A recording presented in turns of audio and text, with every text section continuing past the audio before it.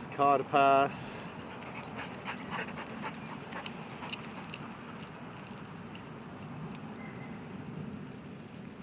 This aircraft to pass. Driving around in the background.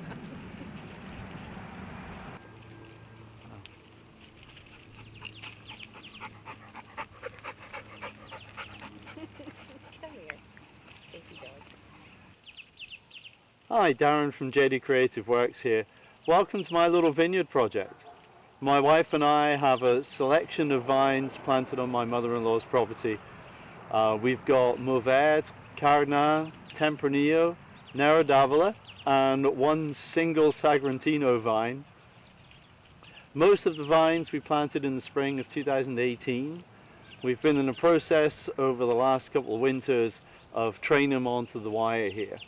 And being the winter of 2020 now, we have to tidy up the vines and set the number of spurs across the wire.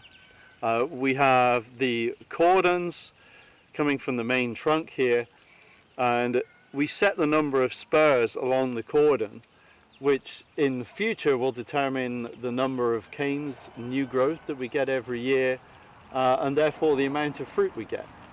It also affects how much airflow we get through the vine, because we want nice even growth, allows for proper airflow, which helps against mold and disease, and it allows for nice even ripening of the fruit.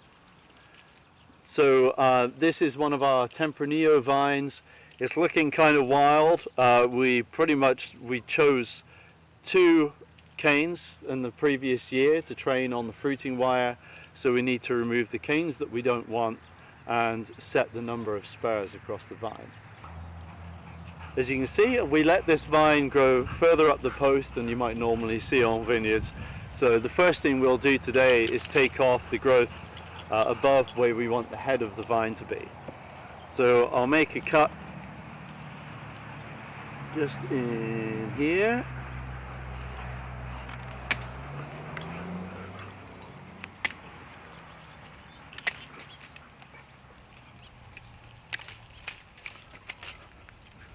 And take this one off, and then we'll take off other excess canes that we no longer need.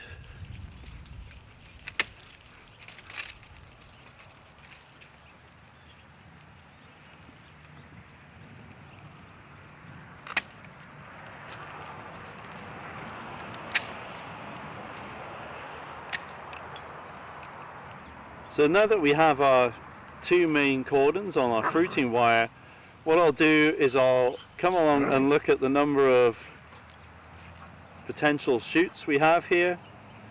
We don't need growth on the underside, so that can come off. We want ideally a hand's width minimum between the vertical growth for next year. So this doesn't look all that vigorous. Depending on the thickness of the growth here, what we need to do is leave a certain number of shoots. Because this isn't all that vigorous, I would probably take this down to 1 shoot, so that in this season's growth we get more vigorous, stronger growth, and therefore in the future we should get better nutrition to the vine and much better fruit. So with this one, we've got, I'll probably leave just the 1 here. 1 bud. This one I would take off.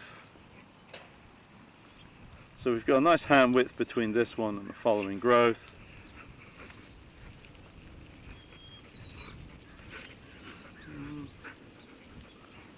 We've got no bud on there, so I'll take that off. And this one again doesn't look all that vigorous. I would probably be pretty brutal with this one and take it right back. So we're starting to see a vine that's looking more structured, more tidy. This year, hopefully, we'll get some awesome growth and we'll be able to make some wine. So we'll look forward to that. We'll see you next time.